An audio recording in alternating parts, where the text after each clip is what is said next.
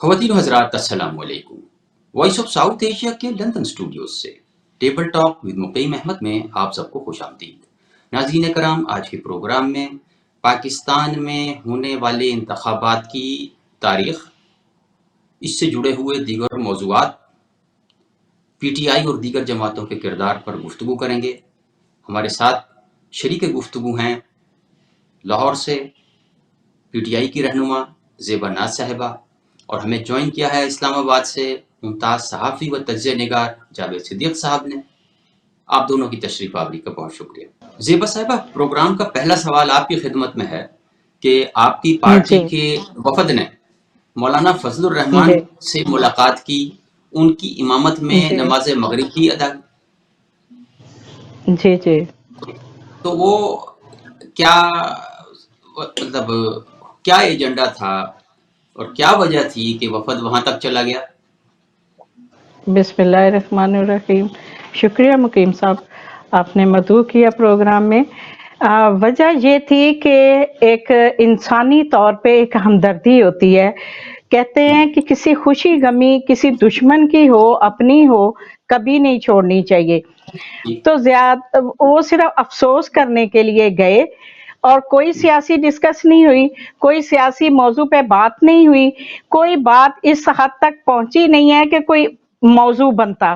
صرف ایسے وہ ہمدردی کے طور پہ جا کے انہوں نے مولانا فضل الرحمان سے افسوس کا اظہار کیا اور فاتحہ خوانی کی، اور ایسا اچھا، کوئی موضوع نہیں تھا۔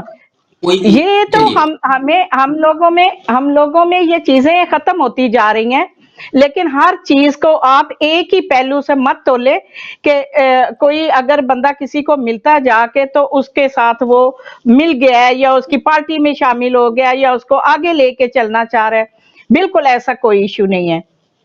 اچھا، اس میں وجہ یہ ہے، سوال سمجھ میں آتی ہے، ہم اپنا کلچر سمجھتے ہیں، ہم اپنی معاشرتی ذمہ جی داریاں بھی سمجھتے ہیں کہ غمی خوشی میں ہم شریک ہوتے ہیں، ٹھیک ہو گیا، لیکن ماضی میں دیکھیں تو مفتی عبدالشکور کی شہادت ہوئی تھی، وہ بھی جے یو آئی کے بڑے جید جی رہنما تھے۔ پھر باجوڑ جی میں جے یو آئی کے کنونشن میں خودکش حملہ ہوا تھا، جس میں 80 سے زائد علماء اور اراکین جے یو آئی وہ شہید ہوئے تھے۔ اس وقت تو بالکل پی ٹی آئی کا کوئی وفد نہیں گیا فاتح خوانی کے لیے، یہ اس وقت اچانک یہ کوئی باہمی محبت اور رواداری کیسے جاگ گئی؟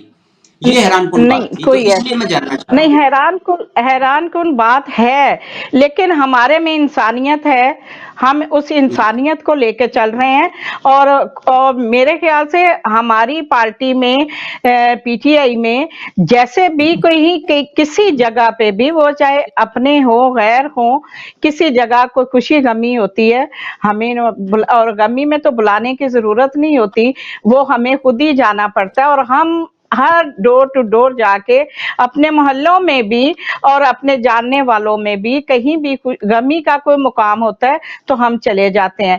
آپ پرانی باتیں کر رہے ہیں، اب پرانی باتوں کو کھولیں گے تو پرانی باتوں میں تو بہت سارے ایسے کام ہوئے ہیں جن کو ہم ابھی ریپیٹ کرنا شروع کریں گے تو پھر پروگرام ختم ہو جائے گا، کام نہیں ختم ہوگا اور باتیں بھی نہیں ختم ہوں گی۔ تو لہٰذا اگر آپ اس کو نارمل طریقے سے ہی لے لیں تو وہ زیادہ بہتر ہے۔ چلیے جاوید صدیق صاحب، جی کس حد تک آپ ان کی بات سے ایگری کریں گے کہ یہ جو ہے انسانی ہمدردی کے تحت ہی اس بار ملاقات ہوئی مولانا سے، ورنہ جس طرح سے مولانا کو انہوں نے نشانے پر رکھا ہوا تھا، ان کی پارٹی کو جس طریقے سے ٹارگٹ کیا جا رہا تھا، اس کے بعد اچانک ہی یہ شیر و شکر ہوتا ہوا کچھ سلسلہ نظر آتا ہے، تو کیا کہیں گے؟ تھینک یو مقیم صاحب۔ بات یہ ہے کہ سیاست میں نہ کوئی مستقل دشمن ہے اور نہ کوئی مستقل حلیف ہے یا ساتھی ہے۔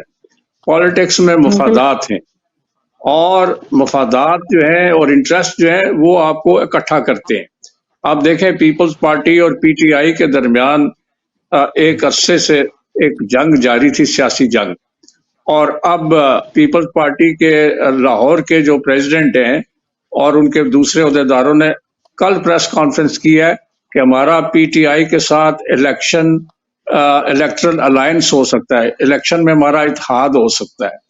تو یہ پولیٹیکل انٹرسٹ آپ کو قریب لاتے ہیں۔ میں آپ کو مثال دیتا ہوں کہ ہم نے 1988 میں 15 اگست کو آرمی ہاؤس میں جنرل ضیاء الحق سے انٹرویو کیا تو انہوں نے حیرت کا اظہار کیا تھا.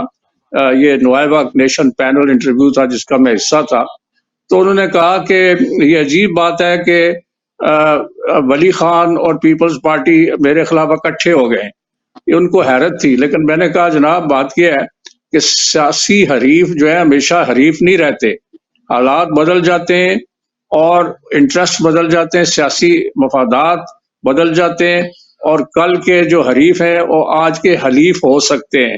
تو یہ جو میٹنگ ہے اس کو اس کانٹیکس میں دیکھنا چاہیے. مولانا فضل الرحمان جو ہیں وہ بڑے کایا اور تجربہ کار سیاستدان ہیں، اور وہ ایک یا دو دفعہ کہہ چکے ہیں کہ میں نہیں چاہتا کہ عمران خان یا میرا جو سیاسی حریف ہے یا مخالف ہے وہ جیل میں ہو اور اس کے ہاتھ بندھے ہوئے ہوں اور میں اس کا مقابلہ کروں.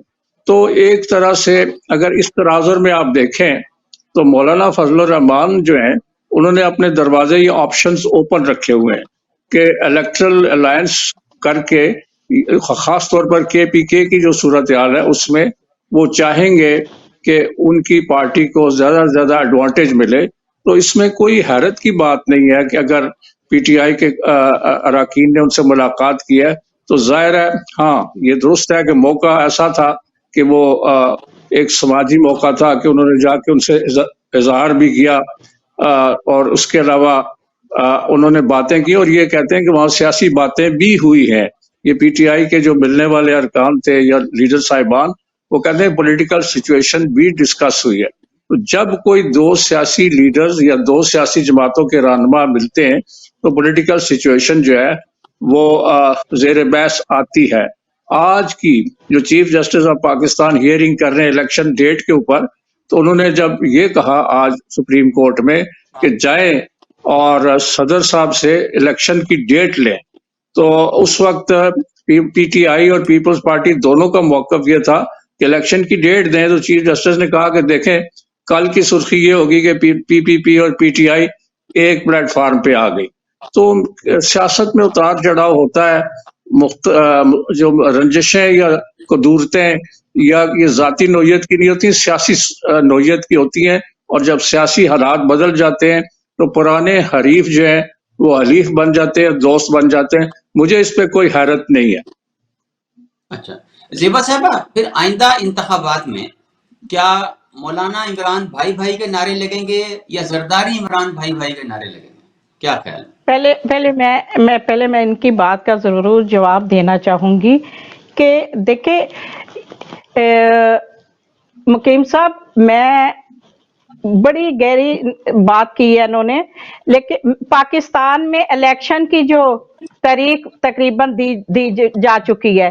اب صدر پاکستان نے اس پہ مہر لگانی ہے نہیں لگانی یہ بات ابھی دیکھی جائے گی، لیکن یہ ثابت ہو گئی، الیکشن کمیشن نے بھی حامی بھر لی ہے، اور خاص کر پیپلز پارٹی اور پی ٹی آئی الیکشن چاہتی تھی، وہ بھی ہم قریب ہوتے ہوئے نظر آ رہے ہیں، کیونکہ یہ الیکشن تو ہونا چاہیے نا. پاکستان کو الیکشن جو لیٹ کیا جا رہا ہے، اور اس میں صرف ایک ہی سابق وزیر اعظم کی آمد کا انتظار تھا.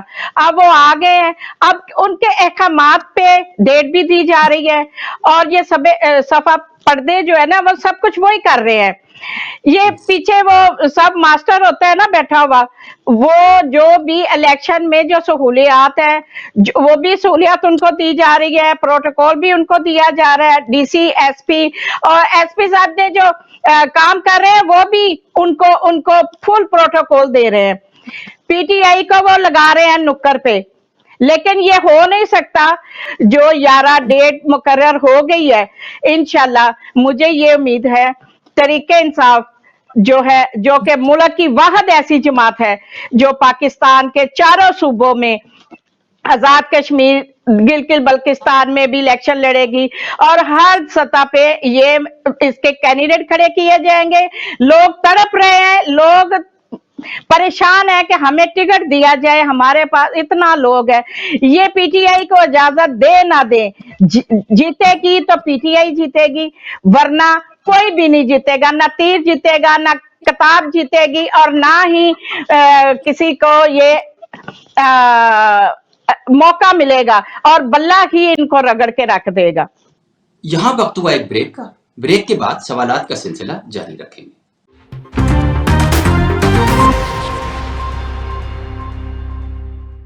Welcome back. मेरा अगला सवाल यह है, जावेद सिद्दीक साहब, इलेक्शन की तारीख भी बरास्ता सुप्रीम कोर्ट आई है और अभी 2-3 ऐसे क्रिटिकल केसेस हैं कि जो मेच्योरिटी की स्टेज पे पहुंचे हुए हैं, लेकिन उनका फैसला नहीं आया, और अगर आ गया इस दौरान तो यहाँ तो सूरत हाल और नक्शा कुछ और होता हुआ नजर आएगा। उसमें एक जिसकी तरफ मैं आपकी तवज्जो मबजूल कराता हूँ वो तो 14 मई को इलेक्शन कराने का था। उसमें तौहीन अदालत का केस मौजूद है और उसमें जो मुअज़्ज़िज़ जज साहिबान ने अपने कमेंट्स दिए हैं उससे ये नजर आ रहा है कि आर्टिकल 6 का भूत जो है वो किसी ना किसी का गला पकड़ लेगा इस केस में। उसी तरह तोशाखाना का जो केस है जिसमें अदालत ने बाकी हुकूमतों से भी उसका रिकॉर्ड मांगा था, पेश नहीं किया गया था, वो भी क्रिटिकल स्टेज पर था। फिर इसी तरह दूसरी जमातों की फॉरेन फंडिंग या ममनुआ फंडिंग का केस भी जो फरूख हबीब साहब लड़ रहे थे वो भी बिल्कुल आखिरी लम्हात पर था और बाकी जमातों के फंडिंग के ऊपर कोई फैसला नहीं आया था। तो आप क्या देख रहे हैं कि ये जो 3 केसेस मैं जिक्र कर रहा हूं और इसके अलावा भी जो 1-2 बड़े इंपॉर्टेंट केसेस हैं वो इलेक्शन की तारीख से कबल अगर आ गए उनके फैसले तो क्या होता देखेंगे? जहां तक इलेक्शन कमीशन की डेट न देने का सवाल है, उस पे सारा जो मलबा है वो डलता है इलेक्शन कमीशन पे, क्योंकि हुकूमत कहती रही और मौजूदा निगरान हुकूमत भी कहती है और कई और अथॉरिटीज कहती रही कि नहीं नहीं नहीं ये तो इलेक्शन कमीशन का काम है, चीफ इलेक्शन कमिश्नर जो है वो ऐलान करेंगे तारीख का, और सब यही कहते रहे। लेकिन आज सुप्रीम कोर्ट ने कहा है कि क्या उनको इलेक्शन कमीशन वाले ये समझते हैं, नहीं ये समझते कि ये सारा मलबा उन पर पड़ेगा कि उन्होंने आइन की खिलाफ वर्जी की है, और कौन उनको डायरेक्शंस दे रहा था कि आपने इलेक्शन की तारीख नहीं देनी। ये चीजें जो है ये सामने आएंगी तो इससे बड़ी एम्बैरेसमेंट होगी इदारों की, खासतौर पर इलेक्शन कमीशन ऑफ पाकिस्तान की। जहां तक आपने दूसरे केसेस का तोशाखाना का जिक्र किया है, उसमें एक तासुर ये है कि इमरान खान को तोशाखाना केस में एक तरह से टारगेट किया जा रहा है, और बाकी भी जो हजरात थे, प्राइम मिनिस्टर्स थे, मिनिस्टर्स थे, प्रेसिडेंट्स थे, उन्होंने भी बैरून मुल्क से तोहफे लिए हैं और कारें ली हैं, बड़ी कीमती चीजें ली हैं, और एक मैं सॉरी टू से मैं जरा ट्रैप करना चाहती हूँ, थोड़ी सी एक बात करना चाहती हूँ कि मुझे ये बता दें कि जो हुकूमत में आया है, जितनी हुकूमतें पहले आई हैं, क्या किसी ने गिफ्ट नहीं लिए तोशाखाना से? क्या किसी ने गाड़ियां नहीं ली, डायमंड के सेट नहीं लिए? कौन सी पार्टी ने? जी मैं तो यही बात कर रहा था जी, मैं बात यही कर रहा था कि एक तासुर ये बन रहा है अवाम में कि सिंगल आउट किया गया इमरान खान को, जबकि तमाम जो सदूर थे या प्राइम मिनिस्टर्स थे उन्होंने अपने अपने अदवार में, हुकूमतों में ये गिफ्ट्स जो हैं ये लिए हैं, और बाज ने ये गिफ्ट्स जो है रख लिए घरों में, और इसके अलावा कुछ ने पैसे दे के बड़ी नॉमिनल कीमत दे के वो हासिल कर लिए। तो एक तरह से एक इसमें एक डिवाइडेड ओपिनियन है, पाकिस्तान में तकसीम है राय इसके ऊपर कि ये जो तोशाखाना केस है इसमें सिर्फ इमरान खान को ही क्यों फिक्स अप किया जा रहा है। तो इससे जो अथॉरिटीज हैं या जो फैसला साज या अदालतें हैं उनके ऊपर सवालात भी उठाए जा रहे हैं। पॉलिटिकली ये बड़ा हॉट इशू है यहाँ पे, और जो पीटीआई के मुखालिफिन हैं वो ये कहते हैं कि जी इमरान खान को इलेक्शन से बाहर करने के लिए 2 ही तरीके हैं, या तो साइफर केस में उनको सजा हो जाएगी या तोशाखाना केस में। तो इसकी एक पॉलिटिकल पर्सपेक्टिव है। तो अगर ऐसा होता है और इमरान खान इलेक्शन नहीं, यानी उनको कैद हो जाती है, सजा हो जाती है, कॉन्विक्ट हो जाते हैं, तो उनके लिए ये एक लेवल प्लेइंग फील्ड जिस तरह की बात हो रही है फिर वो नहीं होगा। और इमरान खान अगर इसी तरह इनकार्सरेटेड रहते हैं, कैद में रहते हैं, ان کی پارٹی الیکشن لڑتی ہے تو ان کی پارٹی کو ایڈوانٹیج ملے گا. بالکل اس طرح جس طرح ماضی میں پیپلز پارٹی کو ایڈوانٹیجز ملتے رہے ہیں کہ ان کی لیڈرشپ بہت مقبول تھی اور ان کے خلاف بڑے کیسز تھے، سب کچھ تھا، لیکن جب وہ الیکشن میں آتے تھے تو لوگ ان کو ووٹ دیتے تھے. تو ایک طرح سے پی ٹی آئی کی پوزیشن جو ہے وہ اس طرف ہے کہ اس طرح سے ہے پاکستان میں کہ ایک لوگوں کی زیر سطح سمپتھی جو ہے وہ پی ٹی آئی کے لیے موجود ہے. یہ کس طرح اس کو کیش کر سکتے ہیں آئندہ چند دنوں میں پتہ چل جائے گا کہ پی ٹی آئی کے جو کی ٹاپ لیڈرشپ ہے اس میں سے کتنے لوگ جو ہے الیکشن لڑ پائیں گے، نہیں لڑ پائیں گے، کتنے سزا یافتہ ہو چکے ہوں گے، کانوکٹ بن چکے ہوں گے، اور کتنے جو ہے ان کو فریلی الیکشن کیمپین کرنے کی اجازت ہوگی. یہ ابھی چند دنوں میں صورتحال جو ہے واضح ہو جائے گی اور منظر بالکل واضح ہو جائے گا. جی زیبا صاحبہ، پی ٹی آئی کے مخالفین کا کہنا یہ ہے کہ عمران خان جیل میں ہیں، وہ شاید الیکشن کیمپین بھی نہ چلا سکیں. دوسری جانب جو منتخب اور چنیدہ اراکین تھے وہ ویسے ہی استحکام پارٹی کو اور نظریاتی جماعت کو پیارے ہو گئے ہیں. تو وہ یہ سمجھتے ہیں کہ یہ ایجب انہیں حاصل ہو گیا ہے کہ پی ٹی آئی اس زور و شور کے ساتھ یا اس طاقت کے ساتھ واپس نہیں آ سکے گی. اگر کبھی آئی، یہ ان کا پوائنٹ آف ویو ہے کہ اگر وہ آئی تو چند ایک سیٹوں پر شاید کوئی جگہ بنا لے. اور دوسری جانب ایک تاثر یہ راسخ ہو رہا ہے کہ نواز شریف کی اقتدار میں آمد بالکل طے ہے. آپ اس کو کیسے دیکھتی ہیں؟ دیکھیں، یہ بات آپ کی 110% صحیح ہے کہ جب ان کو بلایا گیا ایک چور لٹیرے ڈاکو کو، جس نے منی لانڈرنگ بھی کی، جس نے پیسہ بھی عوام کا لوٹ کے لے گیا، جس نے بہت ساری کرپشن کی، اور 50 روپے کے سٹامپ پہ وہ باہر چلا گیا ایک بہانہ بنا کے میں بیمار آدمی ہوں اور مجھے ٹریٹمنٹ کے لیے باہر بھیجا جائے. تو یہاں پہ اس کا بھائی گرنٹر تھا جو وزیر اعظم بن گئے، ٹھیک ہے. اور پھر وہاں جا کے جو بھائی نے یہاں کیا اور جو بھائی نے وہاں جا کے کیا، یہ ساری دنیا کو عیان ہے.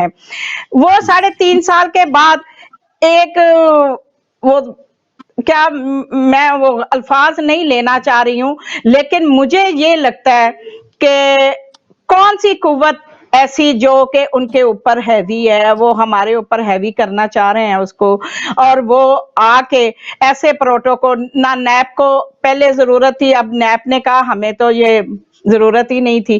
پہلے نیب کہہ رہی تھی جی آئیں گے، کیسز کا سامنا کریں گے، جیل جائیں گے، یہ اپنی سزا پوری کریں گے، پھر عوام کے اندر آئیں گے.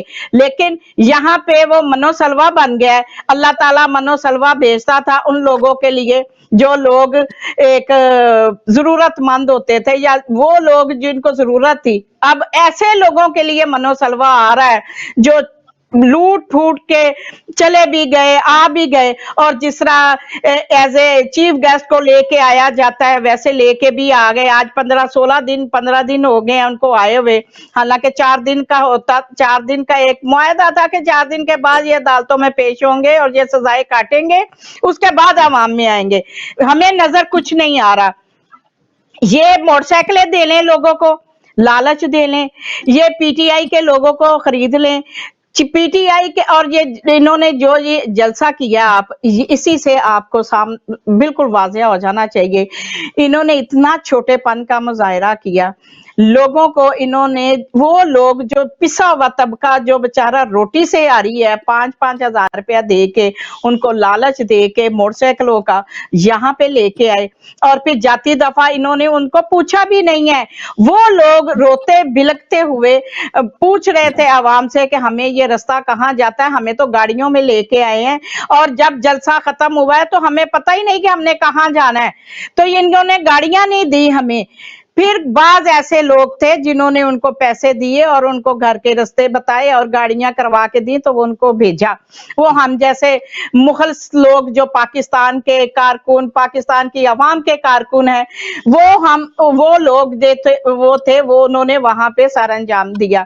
اور ایسے لوگوں نے حکومت کرنی ہے کہ جن کو پاکستان کی کسی چیز کے دھاؤ بھاؤ کا ہی نہیں پتا. وہ کلو کو لیٹر، لیٹر کو کلو، اور وہ دودھ کو 1 کلو بلوں کی بجائے شیر بولتے ہیں, اور ایسے لوگ آ کے حکومت کریں گے جن کو پاکستان کا پتہ ہی نہیں ہے کہ یہاں پہ مہنگائی کس کو کہتے ہیں, پاکستان کا نظام کس طریقے سے چل رہا ہے.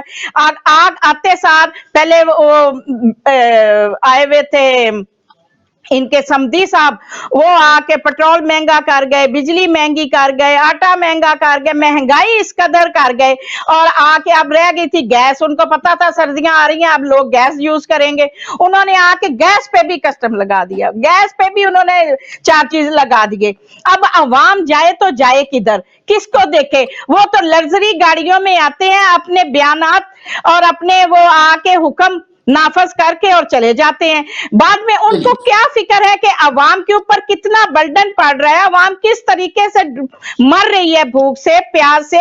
یہ بلوں کے جو انہوں نے ہر بل کے اوپر اتنا زیادہ لگا دیا ٹیکس, یہ ٹیکس اپنے کے پاس سے کیوں نہیں دیتے, عوام کے اوپر کیوں تھوپتے ہیں؟ حالانکہ IMF نے کہا تھا کہ غریب عوام کو ریلیف دیں.